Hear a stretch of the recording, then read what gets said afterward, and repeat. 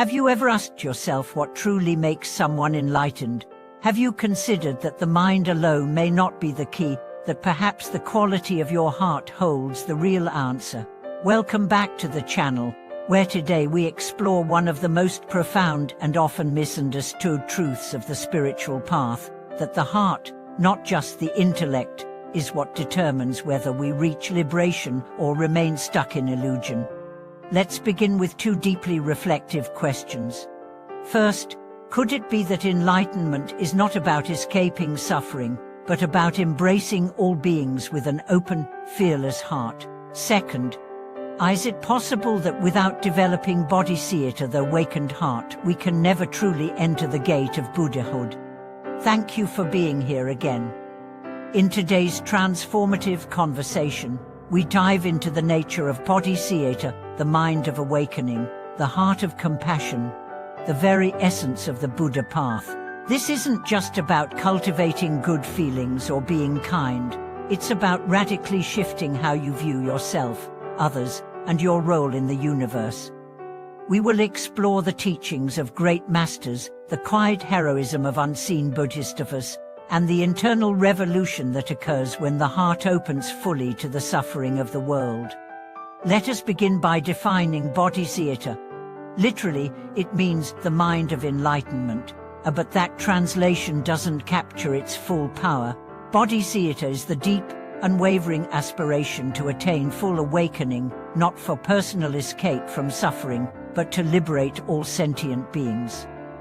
It is love, yes, but it is fierce love, boundless love, active love that seeks not comfort, but collective freedom. Many practitioners misunderstand the spiritual path as a journey of self-purification. They strive to rid themselves of bad karma, to attain blissful states, to transcend the chaos of the world. But the Bodhisattva does not flee the suffering of others. The Bodhisattva vows to return, again and again, until all beings are free. That is the power of bodhisattva. It transforms spiritual ambition into compassionate service. A story is told of a great master who, on the brink of full enlightenment, looked back and saw the countless beings still trapped in samsara. Instead of crossing into nirvana, he stopped.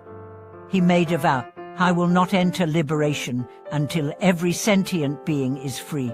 That vow, made from the deepest compassion, became his enlightenment, because in that moment, his heart became one with the heart of all. This is the core of the path. You don't become a Buddha by escaping pain. You become a Buddha by turning toward pain with infinite compassion. For now, reflect on your own practice. Are you trying to become enlightened for yourself, to escape difficulty, to feel superior?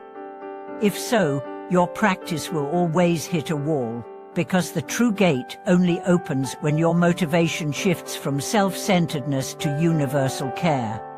Bodhisattva rises when we recognize that all beings, like us, want happiness and wish to avoid suffering, that all beings, no matter how confused, cruel, or lost, are driven by the same core desire. When we truly understand this, our heart breaks open, judgment dissolves, comparison fades, love arises. But let's be clear, this is not naive love. Bodhisattva is not blind compassion. It is not enabling abuse or tolerating injustice. It is wisdom-infused compassion. It sees clearly, acts skillfully, and remains undivided. It does not cling to outcome. It acts because it must. Let me tell you the story of an unknown Bodhisattva. She was a nurse in a refugee camp. Every day, she treated wounded strangers, held dying children, and endured exhaustion without complaint. When asked how she managed, she said, I do not see strangers, I see myself, in every form. That is Bodhisattva in action. Now consider the teachings of Shantideva, the great Indian sage. In his classic work, The Way of the Bodhisattva, he writes, May I be a protector for those without one, a guide for those who journey, a boat for those who wish to cross. These are not metaphors, they are instructions, to become a bridge, not a fortress, to dissolve the illusion of separation. So how do we cultivate bodhisattva? First, through expiration. Each day, set the intention, may all beings be free. May I contribute to that freedom, may my practice serve others. This rewires the heart. Second, through compassion training. Visualize others' suffering, put yourself in their place. Let their pain become your own, not to overwhelm you, but to awaken you. Third, through action. Serve, listen, forgive. Not because others deserve it, but because your own liberation is tied to theirs. But what stops us from developing bodhisattva? Usually, it's fear. Fear that we'll be hurt. Fear that we'll lose ourselves. Fear that our small acts don't matter. But the truth is this: every act of sincere compassion ripples across dimensions. No kindness is wasted. No prayer unheard. No offering unnoticed. A powerful image often used is that of the lotus. The lotus blooms in muddy water, just as bodhisattva rises not in perfect circumstances, but in the mud of daily life, in our grief, in our anger, in our disappointments. The more we suffer, the more opportunities we have to cultivate compassion. The wound becomes the womb of awakening. Let me offer a personal story.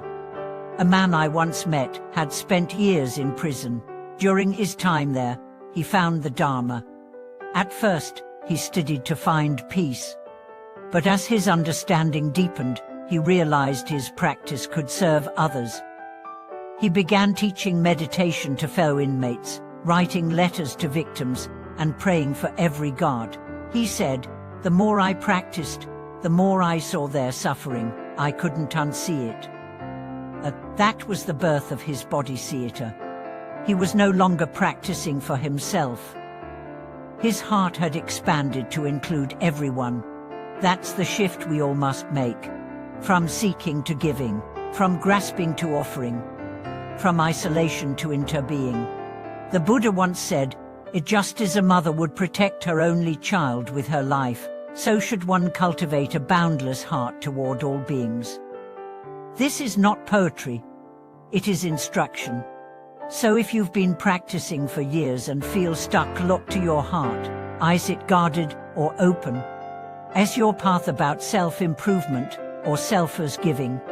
Because no matter how advanced your technique, how refined your philosophy, if your heart is closed, you are walking in circles.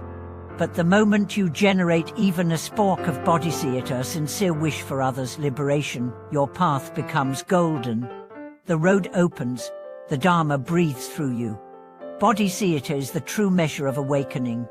Not visions, not miracles, not attainments, but the depth of your care, the scope of your love. Now I invite you to reflect. Who have you helped today? Who have you judged? Who needs your compassion, not your opinion?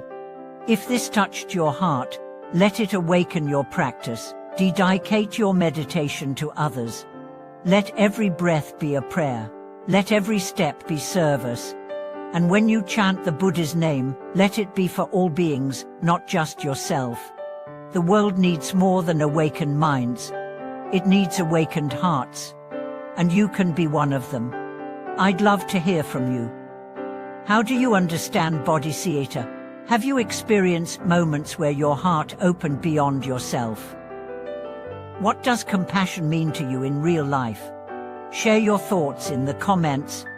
If this video deepened your understanding, please like it, subscribe to the channel, and share it with someone whose heart is ready to awaken.